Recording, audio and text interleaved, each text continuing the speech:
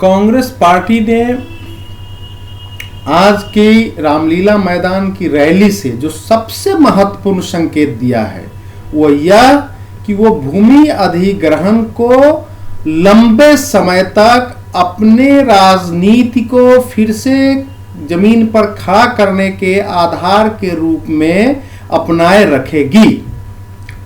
सोनिया गांधी और राहुल गांधी दोनों के भाषणों से साफ था, उन्होंने घोषणा किया कि हम इस मुद्दे पर संघर्ष करते रहेंगे। तो यह सरकार को उन्होंने चुनौती दी है।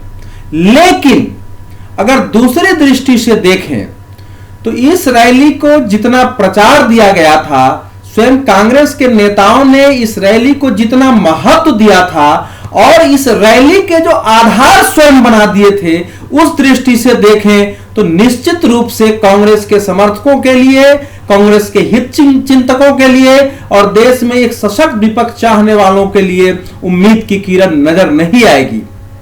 यह तो बिल्कुल साफ था जिस ढंग से सोनिया गांधी ने पिछले 17 मार्च को अपने नेतृत्व में 14 दलों का प्रतिनिधि मंडल लेकर के राष्ट्रपति को ज्ञापन दिया। उसके बाद कांग्रेस ने वेबसाइट लॉन्च कर दी जमीनबचाओ.com।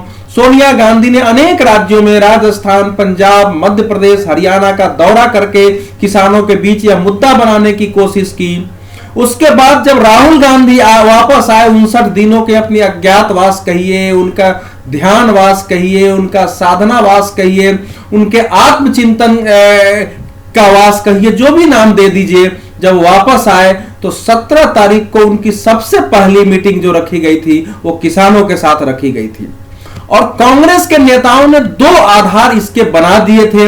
एक कि यह मुद्दा ऐसा है, इस रैली जिसको उठा करके इस रैली के माध्यम से अपनी करारे पराजय से स्वयं को, पार्टी को और कार्यकर्ताओं के मन स्थिति को उबारने की पूरी कोशिश होगी और इसमें क्षमता है कि उबार पाएगी। और दूसरा, राहुल गांधी का एक नया अवतार हमको देखने को मिलेगा।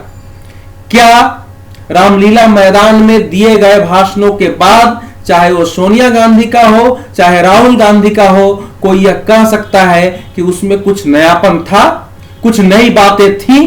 क्या उनमें ऐसे तत्व शामिल थे जिनके आधार पर यह माना जा सकता है कि वाकई कांग्रेस अपनी नीति, अपनी रणनीति, भविष्य की चिंता, भविष्य की दिशा और नेतृत्व के भ्रम का जो एक संजाल था उससे बाहर निकल गई है? इसका ईमानदार उत्तर होगा नहीं। अगर राहुल गांधी को रिलॉन्च करने वाले अपनी दृष्टि से देखेंगे तो निश्चय ही वो भी निराश होंगे, क्योंकि राहुल के तेवर में कोई बदलाव नहीं था, उनके भाषण में भी कोई नयापन नहीं था, उनके हाव भाव उसी प्रकार के थे और उनके पूरे भाषण में कोई दिशा दर्शन नहीं था।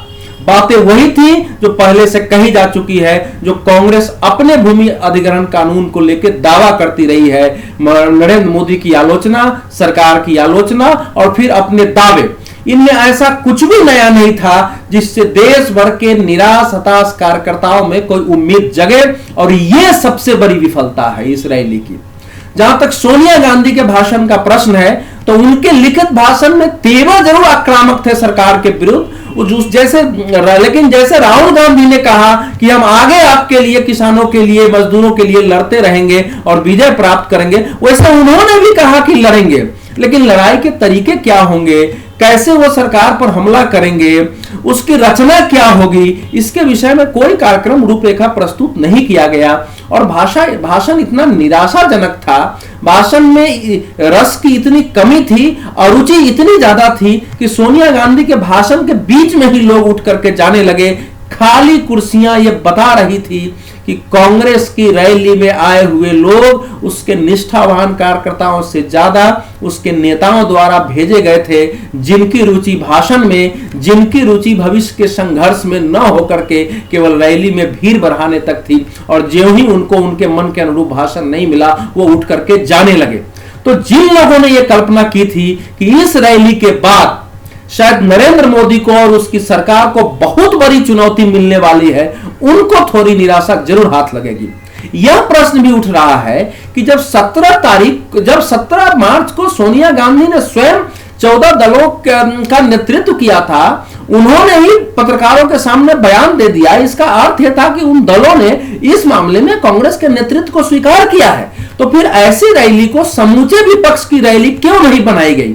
क्या केवल इस भय से कि इसमें राहुल गांधी का जो कद वो बढ़ाना चाहते हैं, भविष्य के नेता के रूप में उनका प्रक्षेपण करना चाहते हैं, वो छोटा पड़ जाएगा?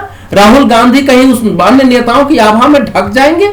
अगर यह कारण था तो निश्चित रूप से इससे देश भी निराश होगा, विपक्ष भी निराश होगा और देश भी संज्ञान लेगा। ऐसी सोच से आप कोई लड़ाई नहीं लड़ सकते हैं। दूसरी बात कि अगर आप लगातार ऐसी रैलियां करते हैं, सरकार के विरुद्ध इस प्रकार के अभियान चलाते हैं, तो सरकार भी तो अपना जवाब देगी ना। बेंगलुरु की कार्यकारिणी में भारतीय जनता पार्टी के अध्यक्ष ने स्वयं कहा कि हमारे कार्यकर्ता जनता के बीच जाकर के भूमि अधिग्रहण पर जो दुष्प्रचार है उसकी काट करें। आज नरेंद्र मोदी ने भी सांसदों के भाषण में यही कहा। हालांकि इस समय का सच यही है कि नरेंद्र मोदी के आह्वान के बावजूद पार्टी जनता तक नहीं जा पाई है और विपक्ष का शोर ज्यादा है।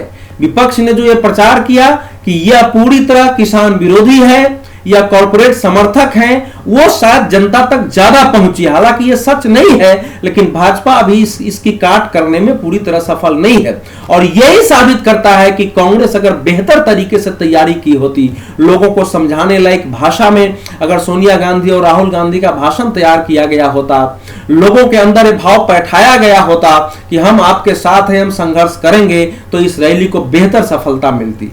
ऐसे वातावरण के बावजूद अगर कांग्रेस बहुत उम्मीद लोगों में नहीं पैदा कर पाई, तो फिर हम कैसे यह आशा करें कि भविष्य में कांग्रेस इसको अपने पुनर्प्रक्षेपण के आधार के रूप में वाकई जो उसका लक्ष्य है वह प्राप्त कर लेगी। तो आज की इस रैली से हम केवल इतना ही कह सकते हैं कि कांग्रेस इस मुद्दे को आगे तक ले जाएगी।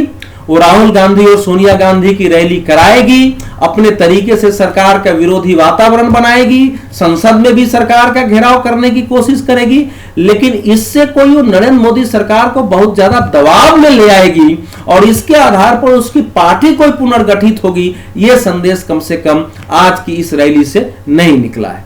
धन्यवाद।